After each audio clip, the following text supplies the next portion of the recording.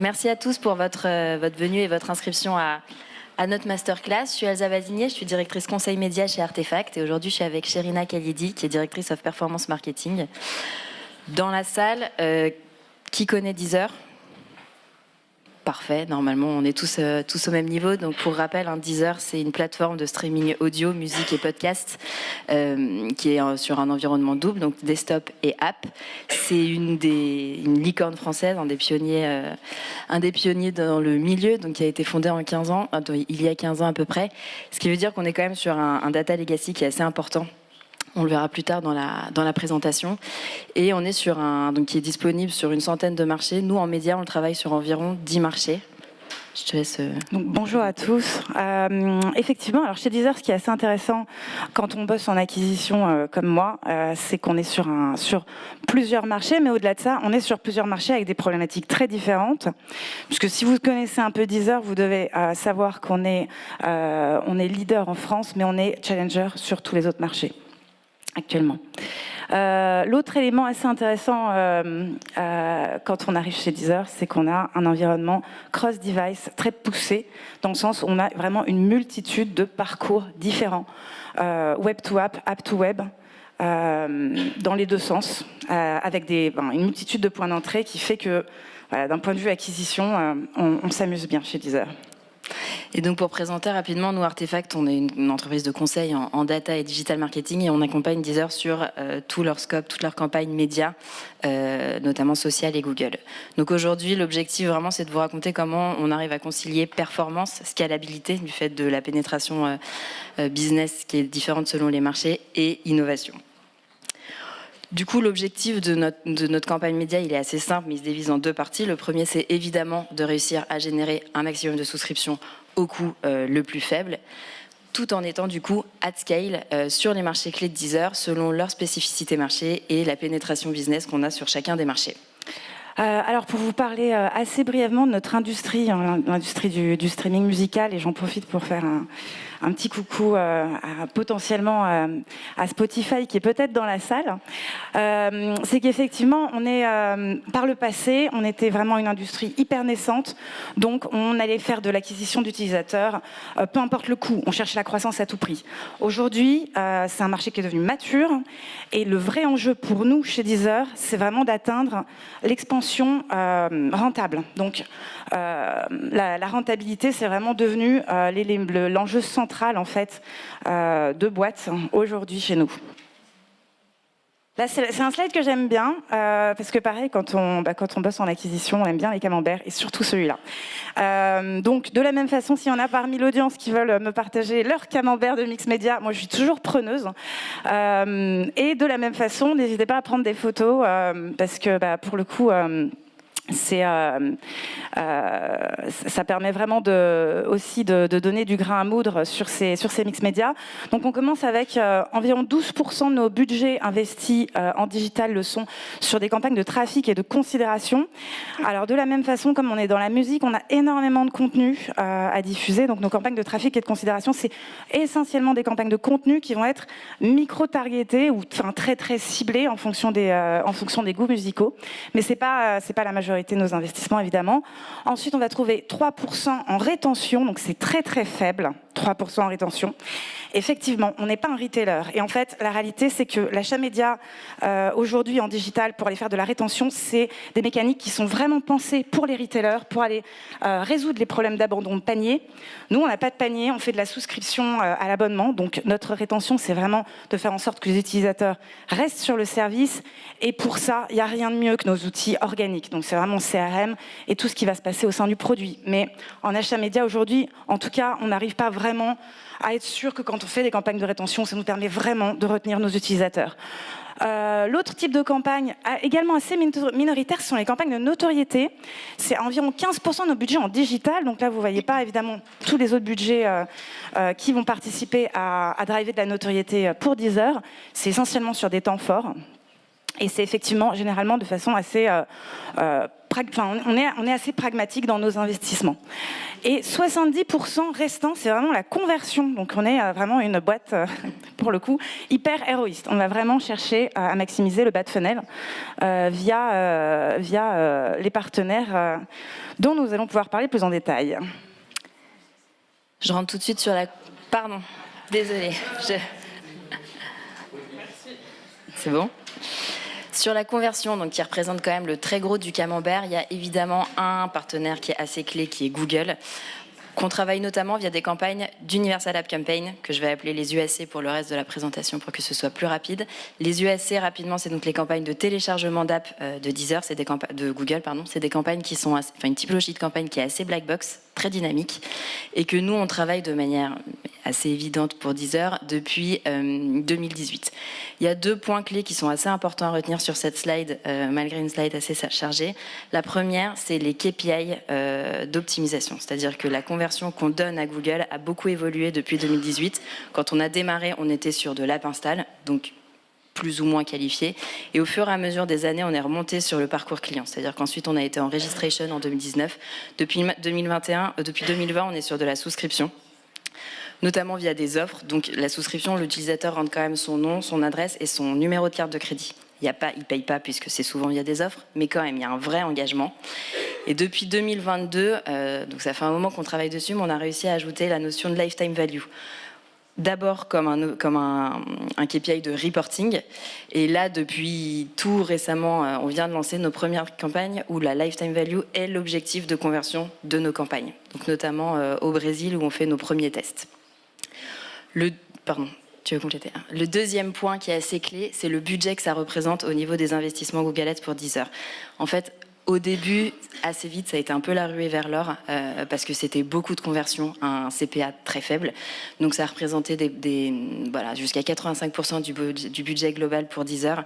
Là, nous, l'objectif, c'est vraiment d'essayer de pas être dépendant de cette typologie de campagne et d'essayer vraiment d'aller diversifier les typologies de campagne qu'on travaille en performance.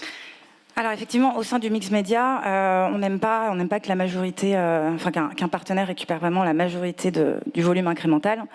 Et ce qu'on aime moins aussi en acquisition, c'est le concept de black box. Donc le machine learning est certes sur le papier absolument fantastique, mais on aime bien garder un peu une notion de contrôle. Et puis surtout, il y avait un élément, nous, qui nous inquiétait un peu chez Deezer, c'était de se demander s'il n'y avait pas de la cannibalisation avec notre organique, puisque au-delà du fait qu'on perdait un peu le contrôle, on perdait aussi un peu la visibilité. Et pour s'assurer effectivement qu'on n'a pas de cannibalisation avec l'organique, on a fait plusieurs MMM, donc Marketing Mix Modeling, qui nous ont énormément rassurés là-dessus. Donc on sait qu'en fait, là, pour le coup, on va vraiment chercher de l'incrémental grâce à Google.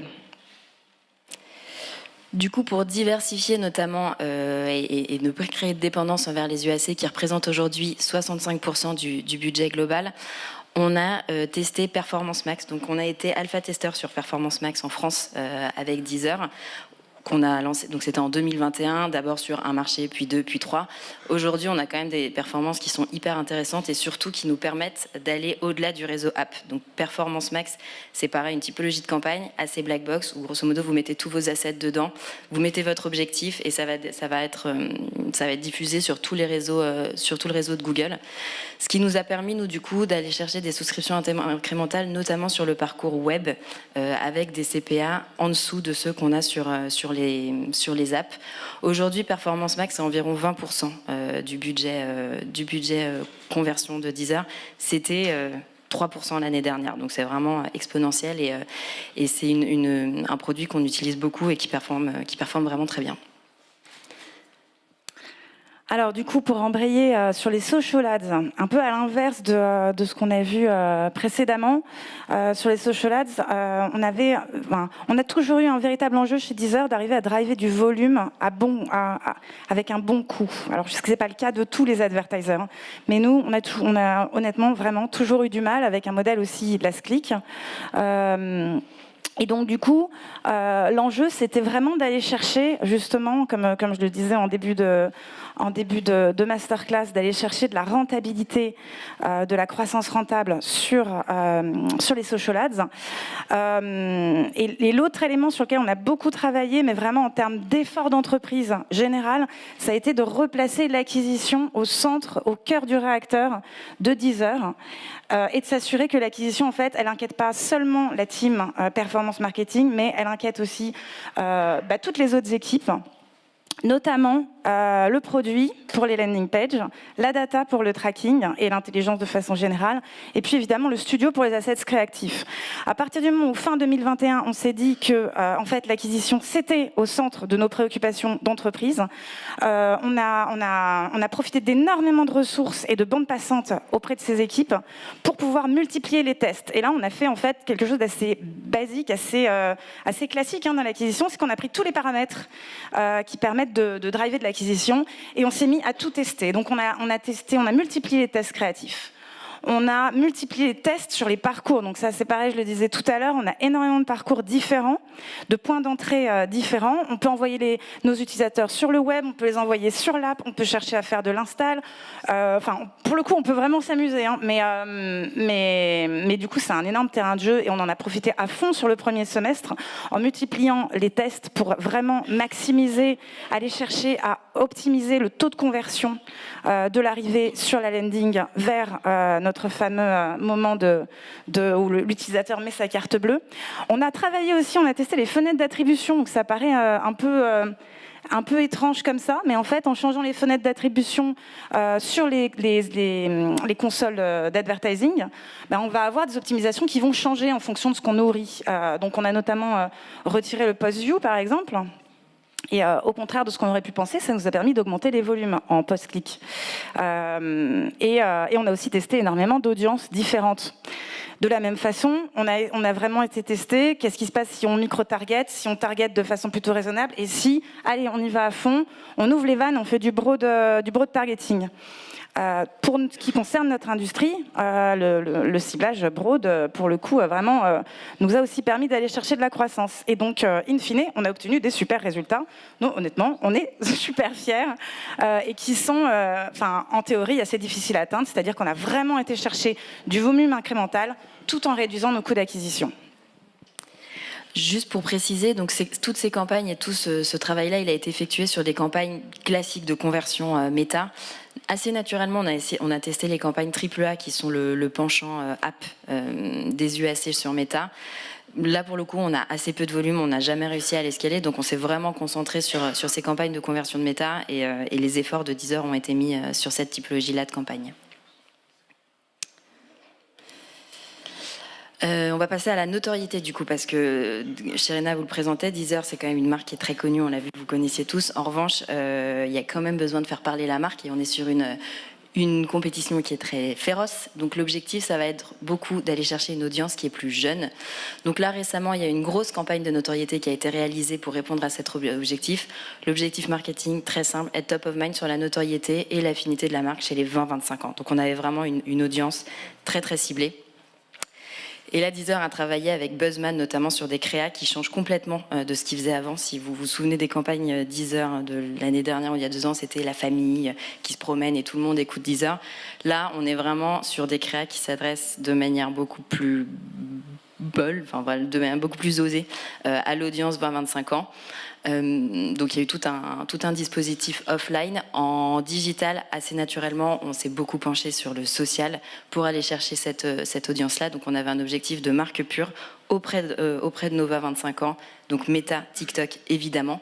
Il y a aussi eu un TikTok challenge, donc on a eu une campagne d'engagement pour aller générer un maximum de trafic envers ce hashtag challenge. Et puis du YouTube aussi, 18% environ du budget global avec un objectif de pure brand. Là, l'objectif vraiment c'était d'aller faire du reach auprès de cette audience et de marteler à fond. On a des premiers résultats qui sont hyper encourageants, plus 3,8% d'absolute brand lift en France, sachant que c'est là où la marque est la plus forte, donc on est content de réussir à avoir un lift en France. On a mis en place un search lift, donc l'objectif c'est de mesurer l'impact de nos campagnes médias sur les requêtes de mots-clés de Deezer. On est à plus 16%, donc ça veut dire concrètement, les personnes qui ont vu cette campagne ont recherché 0,3 fois plus Deezer que les autres. Et puis on a de l'ad recall, je vous le montrais justement, on a avec ces créas qui sont très fortes en France et en Allemagne. L'objectif maintenant, notamment en Allemagne, ça va être de travailler la marque encore plus. C'est cool, on est content que les utilisateurs se souviennent de la créa. Maintenant, on veut qu'ils se souviennent de la marque. Est-ce que tu veux parler du post-test ? Oui, alors rapidement, effectivement, on a évidemment des post-tests suite à cette campagne et suite à toutes nos campagnes de notoriété pour vérifier qu'on atteint bien nos objectifs aussi côté brand awareness. Et les post-tests sur ce début de campagne ont été hyper positifs. Donc, on a vraiment vu une amélioration de notre brand affinity et de notre brand préférence suite à cette campagne qui est très bien reçue. L'élément sur lequel il faut qu'on travaille maintenant, c'est vraiment l'attribution à la marque. Et ça, c'est normal, c'est le début d'une nouvelle campagne. Donc ça se travaille beaucoup plus sur la durée. Et puis du coup, le trafic et la considération, comme vous disait Sherina, Deezer crée énormément de contenu, des playlists, des Deezer Sessions, des contenus exclusifs avec les artistes. Donc nos campagnes de considération, voilà, c'est moins cadré, mais l'objectif c'est vraiment d'aller pousser ces contenus. Et puis on travaille aussi en considération les différentes évolutions produits que peut faire Deezer. Donc là notamment, on a une campagne pour Flowmood qui est une innovation produit de Deezer. Oui, alors Flowmood, pour le coup, on est très fiers de cette innovation purement French Tech chez Deezer. Peut-être qu'on peut passer sur le slide suivant juste pour vous donner une idée visuelle. Flowmood, globalement, c'est une roue avec vos humeurs et liée à un algorithme qui va être à la fois capable de vous sortir les musiques qui sont en lien avec vos affinités liées à votre historique d'écoute, mais aussi lié à l'humeur que vous avez en ce moment. Donc on a motivation, fête, zen, détente, entre autres. Et c'est vrai que du coup on était hyper fiers de cette feature. Comme je l'ai dit, French Tech, on sait qu'on a aussi besoin de faire rayonner ça autant que possible dans nos campagnes, mais en vrai, on fait jamais vraiment de campagne autour de nos features produits. En tout cas, c'était pas ce qu'on faisait avant. Donc, on savait pas trop comment s'y prendre. Et on a pris le parti d'avoir du coup une approche show don't tell. Donc vraiment de mettre en scène cette innovation produit et de la faire tester aux utilisateurs plutôt que de leur faire des grands discours et des campagnes de notoriété hyper créatives. Donc on avait un objectif toujours sur notre audience 17-25 qui était double, c'était d'une part d'aller faire beaucoup de reach pour que les gens voient la publicité et ensuite qu'ils interagissent.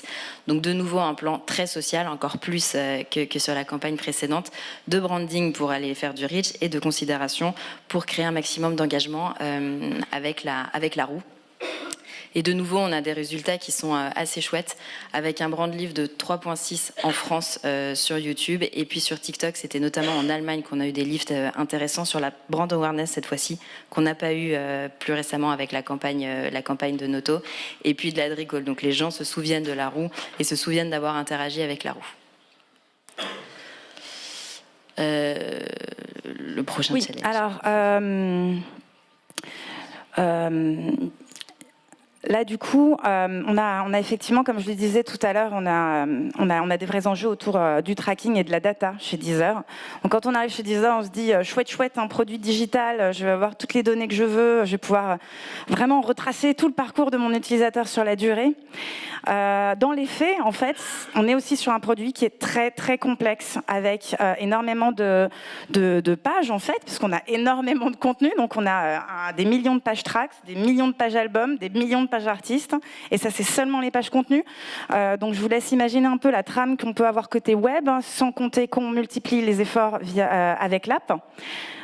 Donc, in fine, là où, quand vous avez une erreur de tracking chez un retailer, ça peut être des choses qui sont résolues en 1 heure, voire même potentiellement, vous êtes capable de le faire vous-même via un encapsuleur de tags.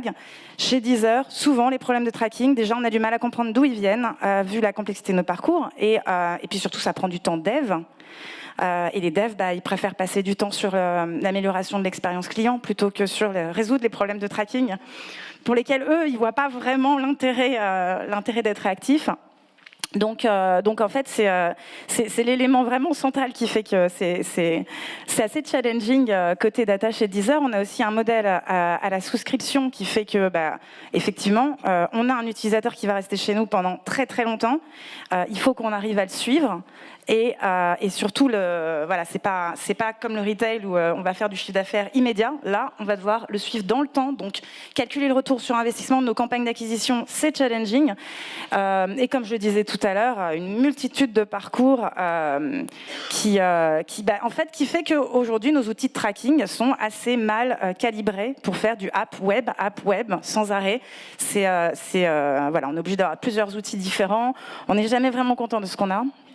Donc, gros challenge côté data. Et du coup, à la question, comment est-ce qu'on fait pour mesurer concrètement l'impact de toutes nos campagnes médias sur nos conversions, nos performances, le tout cross-device, etc. La réponse est on ne l'a pas encore. On est en train de chercher. Donc, nous, la vision qu'on a déjà, c'est d'être très bon dans chacune des plateformes et de maximiser l'utilisation de chacune des plateformes. Un peu comme Excel, aujourd'hui, la plupart des gens utilisent 5%. C'est la même chose. Donc, l'objectif, c'est vraiment de pousser au max tous les outils publicitaires, de mettre en place CAPI, pour déjà avoir une bonne vision dans chacune des plateformes, chacun des leviers de ce qui se passe. Ensuite, là, ce qu'on est en train de travailler avec nos équipes data, c'est d'essayer de connecter un maximum les outils entre eux pour maximiser l'interopérabilité des outils. Parce qu'aujourd'hui, il n'y a pas un outil qui permet de faire toutes les campagnes de notoriété, de performance sur du cross-device, web et app. Donc, on prend ce qu'on a et on essaye de faire avec ce qu'on a. À terme, la vision, ça va être de modéliser de la donnée pour essayer de récupérer la donnée perdue et avoir la vision la plus exhaustive possible. Aujourd'hui, c'est techniquement pas encore réalisable, mais c'est ce vers quoi on se dirige. Pour assurer une bonne innovation et pour s'assurer qu'on ne part pas dans tous les sens, et notamment parce qu'on a un vrai enjeu de scalabilité au niveau de nos tests, on a une roadmap de tests qu'on définit en début d'année avec Deezer et qu'on évidemment qui évolue selon les priorités business de Deezer et puis selon ce qui fonctionne, ce qui ne fonctionne pas. Donc voilà, je passe assez rapidement, mais l'objectif, c'est vraiment de se dire, sur chacun de nos leviers, qu'est-ce qu'on priorise comme test sur l'année, etc. Et puis, du coup, pour terminer, un peu comment est-ce qu'on fonctionne et comment est-ce qu'on met en place cette approche agile pour avoir des résultats qui sont satisfaisants. La première chose vraiment à avoir en tête, c'est d'anticiper un maximum les évolutions techniques et technologiques, parce que très vite, ça peut devenir un avantage ou un désavantage compétitif. Le deuxième point, c'est vraiment d'avoir des équipes de talents qui soient complémentaires. Donc les équipes conseil, des équipes médias et des équipes data. Notre rôle vraiment à Sharena, c'est d'aller pinguer à chaque fois la bonne personne et de s'assurer que tout le monde parle bien ensemble quand on a un problème, notamment par exemple sur nos problèmes de tracking qui peuvent en fait très vite devenir un vrai souci parce que derrière on mesure plus nos campagnes. Il y a deux derniers points, du coup aussi, qui nous semblent hyper importants, parce qu'on n'a pas beaucoup parlé, mais tout ça, c'est vraiment les résultats d'une collaboration très forte entre Deezer et Artefact, donc entre un annonceur et son agence.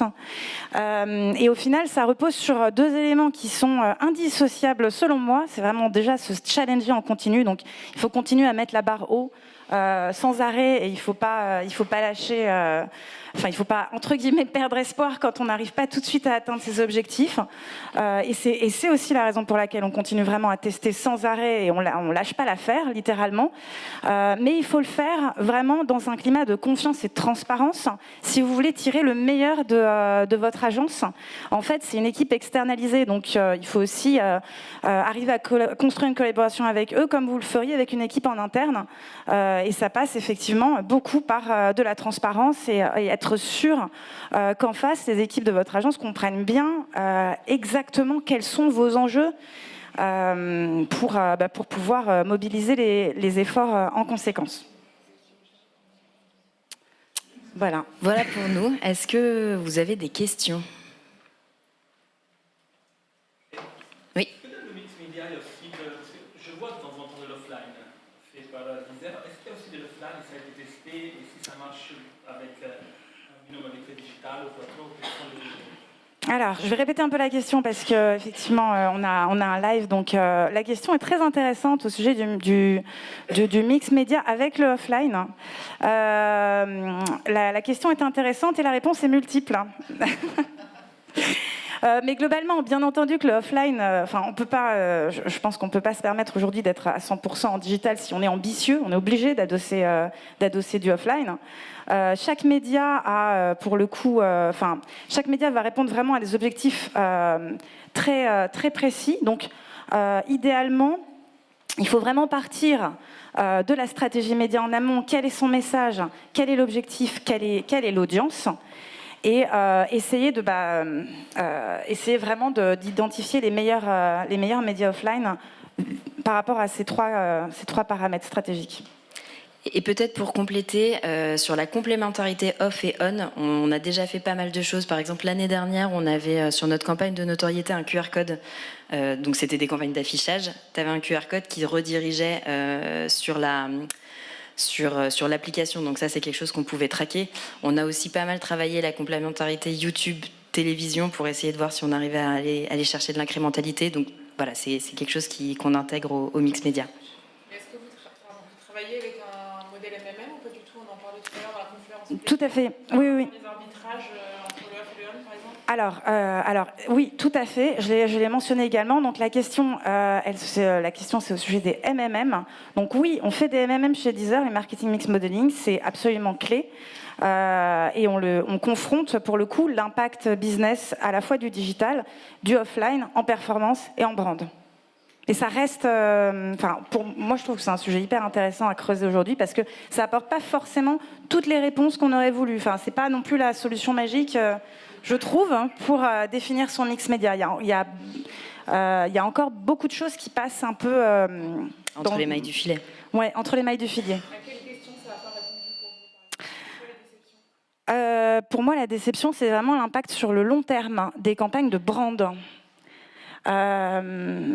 Parce que au final, en tout cas, dans les MMM que j'ai vus, on a une baseline, une sorte de baseline organique, mais la baseline, elle n'est pas arrivée de nulle part en fait. L'approche elle est très court-termiste et trop héroïste. L'approche est très court-termiste et trop, oui, elle est très court-termiste. En tout cas, elle nous aide pas à comprendre, à nourrir notre vision à long terme. Et concernant le fait que vous rappeliez que vous étiez leader en France, mais qu'en même temps vous cherchez actuellement de l'expansion rentable, ce qui implique de rationaliser, comment vous faites pour conforter votre position, mais pas à tout prix? Alors, du coup, la question que vous posez, c'est vraiment sur où est-ce qu'on place le curseur entre rentabilité et volume. Et aussi pour conforter la position de leader et ne pas la perdre de la concurrence par un manque d'investissement. Oui, alors effectivement, on a une stratégie défensive quand on est leader sur un marché. Mais on est en fait le marché du streaming, ça reste quand même un marché en croissance. Donc, dans tous les cas, il faut qu'on aille chercher la croissance. Ça, c'est un acquis. On doit aller chercher la croissance. Où est-ce qu'on place le curseur entre notre recherche de rentabilité et la croissance? Ça, c'est la question à $1 million.